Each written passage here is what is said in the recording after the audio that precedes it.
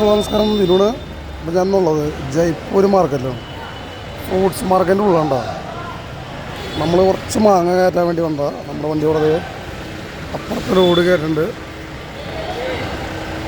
ഒരുപാട് മാങ്ങയുടെ പല പല ടൈപ്പ്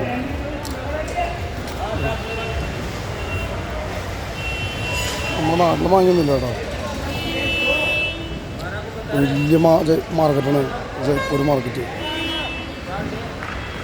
ഇതൊന്നൊന്നുമല്ല കേട്ടോ. ഇതേപോലെ തന്നെ ഏക്കർ കണക്കിന്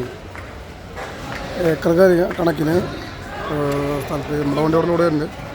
ഏക്കർ കണക്കിന് ഓരോ കടകളും എക്സ്പോർട്ടിങ്ങും മാങ്ങയുടെ ഒരുപാട് ബിസിനസ്, കരിക്ക്, ആപ്പിള്, എല്ലാ സാധനങ്ങളും സാധാരണ മാർക്കറ്റിനേലും കൂടുതൽ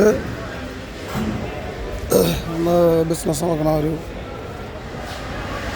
അതിനുള്ള സ്ഥലമുണ്ട് ജയ്പൂർ ഉണ്ടോ. മാതളം മാങ്ങയുടെ ഓരോ ടൈപ്പ് ഇതുണ്ടോ. ഇതെങ്ങനെ ടേസ്റ്റൊക്കെ ഉണ്ടാവുമെന്ന് ആർക്കറിയാം. നമ്മുടെ നാട്ടിലെ മാങ്ങയുടെ അത്ര ടേസ്റ്റ് ഉണ്ടാവാൻ വഴിയില്ല. ചൂടിന് വലിയ കുറവൊന്നുമില്ല. മാർക്കറ്റിൻ്റെ തിരക്കും കാണൂടാ. മാർക്കറ്റിൽ നല്ല തിരക്ക് തന്നെയാണ്.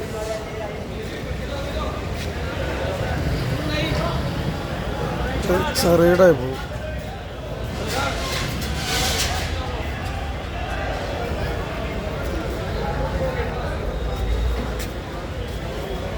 ഇതൊക്കെ മാങ്ങണ്ട. എന്തോരം മാങ്ങകൾ ചെയ്യാറിയോ. നമ്മുടെ നാട്ടിലെ മാങ്ങ എന്തില്ല അതാവോ. ഇത് കണ്ടപ്പോൾ വിചാരിച്ചു ഞാൻ നമ്മുടെ നാട്ടിലെ മാങ്ങ വിചാരിച്ചു. ഉണ്ടോ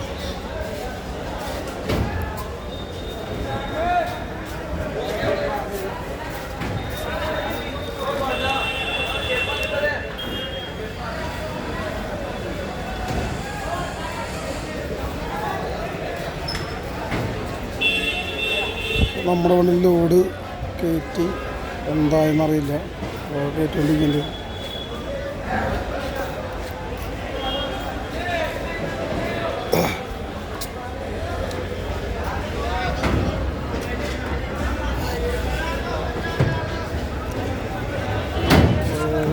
ലോഡ് കയറുന്നുണ്ടോ.